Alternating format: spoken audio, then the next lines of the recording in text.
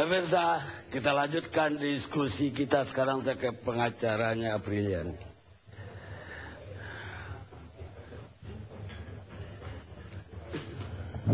Ketika Apriliani ya, itu didakwa dengan 338, apa upaya pengacara?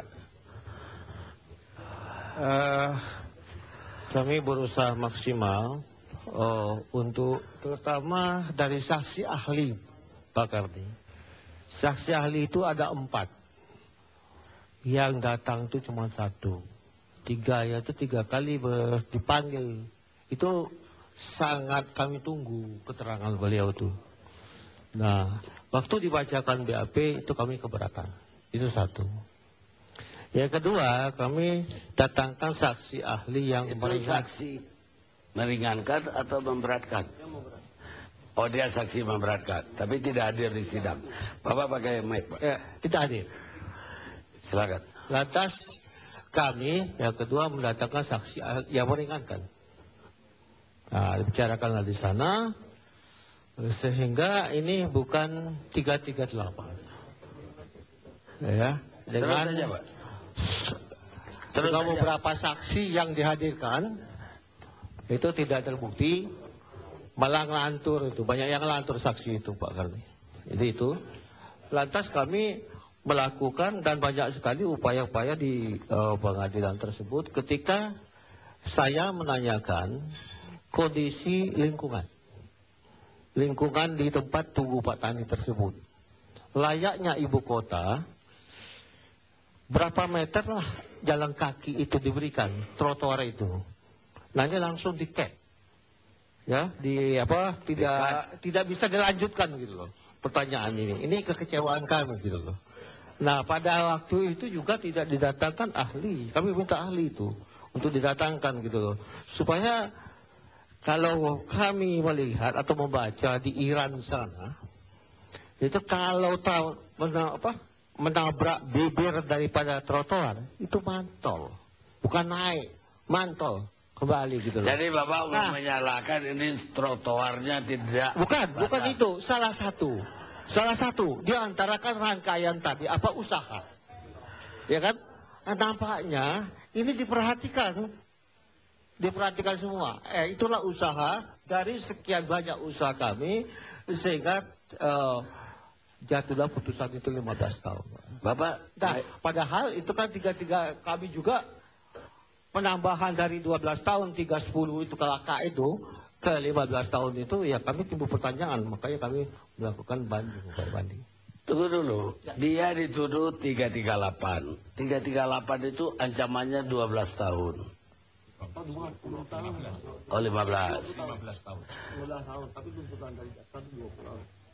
Tapi pasal yang akhirnya dipakai pasal 338 atau pasal 310 undang-undang pakai mic, Pak? Laka 310.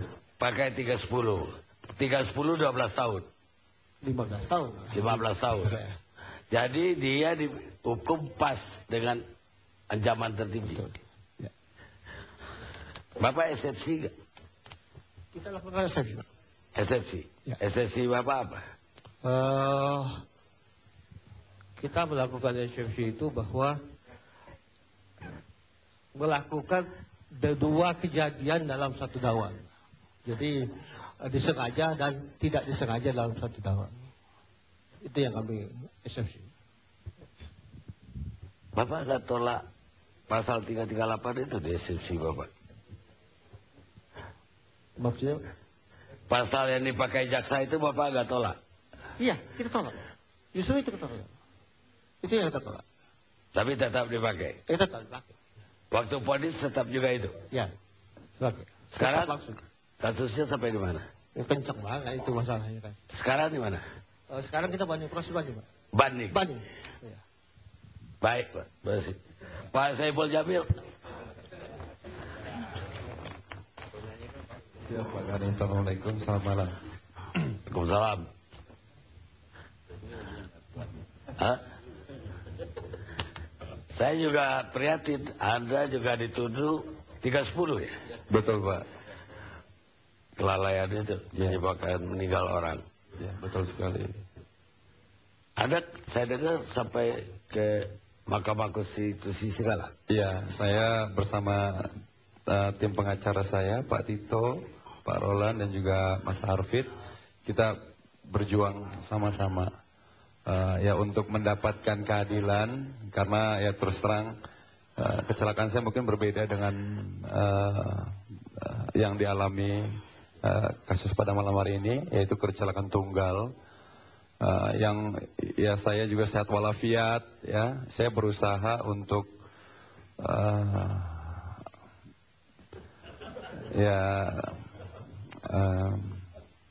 Saya minta yang lain nggak komen. ya Yang jelas Anda dengan istri Anda Ya. naik mobil dan terjadi kecelakaan. Anda yang menyetir Saya dan menyetir. kemudian karena istri itu meninggal, Ya. Anda dijadikan terdakwa. betul, saya dijadikan terdakwa. Ya saya sempat kaget juga gitu kan. Tidak ada unsur kesengajaan dalam masalah ini gitu ya. Saya juga kaget gitu, kok sampai kasus saya ini disidangkan sampai selama 1 tahun saya disidangkan. Jadi saya bolak-balik Jakarta, Purwakarta bersama pengacara-pengacara yang hebat ini yang sabar mendampingi saya. Sampai saya dikenakan pasal itu 310 dengan di situ pasalnya sekitar 5 tahun penjara ya. Dan sekarang ya alhamdulillah saya mengucap alhamdulillah aja karena saya sekarang sedang menjalani hukuman percobaan 5 bulan. Ada kurungan, kena 10 percobaan? bulan, iya. Anda kaget kenapa? Karena Anda merasa bahwa Anda termasuk korban, Anda jadi terdakwa, atau gara-gara nggak sengaja? Iya, karena saya merasa memang tidak ada unsur kesengajaan. Kami itu ini udah mau pasti. pulang kampung ya, mau pulang kampung. Dan saya pun juga di situ korban juga gitu. Mungkin ya karena saya juga selamat. Ya mungkin istri saya juga tidak. Tapi Anda memang muatannya melebihi kapasitas ya? Kalau dibilang muatan melebihi kapasitas, kebetulan kita sempat mengadakan timbang badan sama juga ada Dari orang penumpang yang dibenarkan. ya.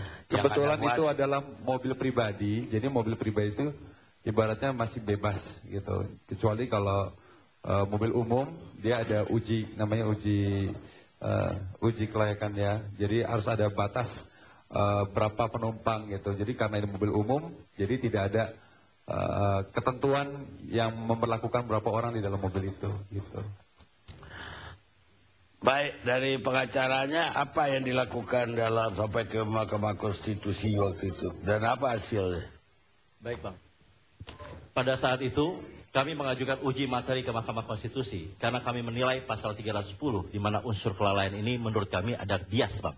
Di mana di dalam hukum Indonesia, baik di KUHP dan peraturan perundang-undangan lainnya yang kami teliti bersama tim, tidak ada definisi kelalaian itu apa.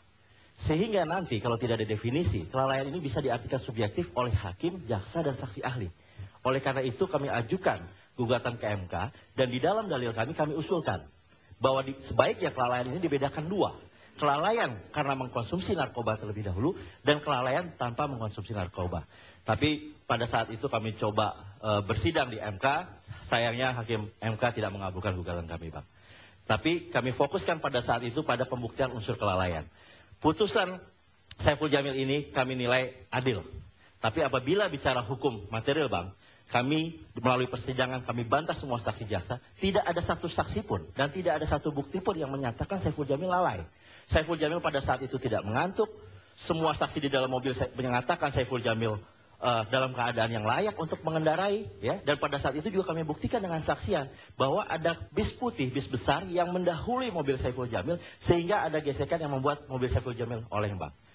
Sehingga meskipun kami berharap putusannya adalah bebas murni, tapi kami bersyukur Saiful Jamil memperoleh hukuman percobaan Bang.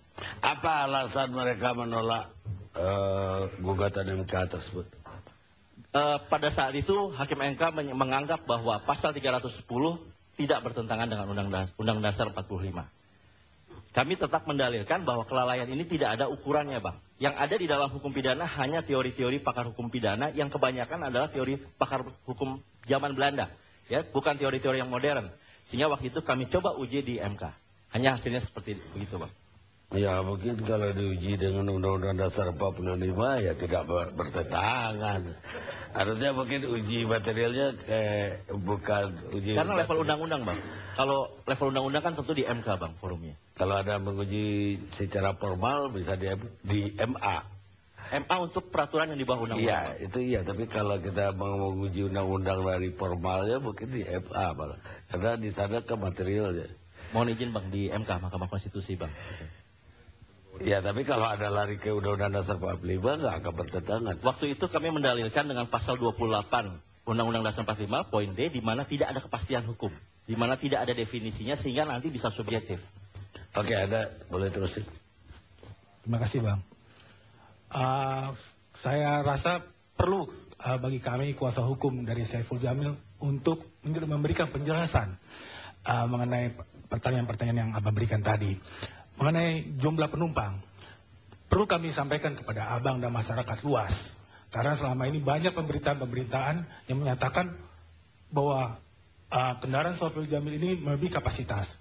Nah, ternyata setelah berdasarkan fakta, orang-orang yang di dalam kendaraan tersebut terdiri dari anak-anak kecil, Bang. Jadi, kendaraan tersebut berdasarkan keterangan ahli dalam persidangan sanggup untuk menanggung berat beban anak-anak ini, which is adalah keponakan-keponakan dari Saiful Jamil. Jadi pemberitaan-pemberitaan selama ini yang menyatakan bahwa kelebihan kapasitas adalah tidak benar, Bang. Kemudian kalau perlu di kesempatan yang baik ini kami perlu klarifikasi, Bang, bahwa Saiful Jamil adalah korban. Dia ikut terguling di dalam kendaraan tersebut. Dan kemudian ada pertanyaan Abang, ada statement Abang di awal acara. Abang mengatakan, kok setiap kecelakaan lalu lintas ini ada yang diselesaikan secara kekeluargaan, ada yang dihukum dengan 338, ada yang dihukum begini, kok beda-beda. Khusus mengenai Saiful Jamil, Bang. Kenapa berbeda? Dalam kasus Saiful Jamil ada faktor-faktor di luar Saiful Jamil. Antara lain, faktor jalan. Dalam persidangan kami pernah sampaikan ke majelis hakim, di jalan tersebut tertulis, hati-hati sering terjadi kecelakaan lalu lintas. Ketika kami menanyakan kepada saksi ahli dari pihak kejaksaan, apakah tulisan itu ada di setiap jalan? Tidak, hanya di jalan itu.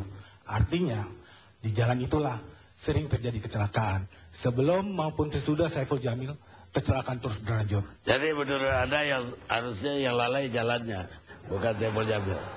Kita istirahat sejenak.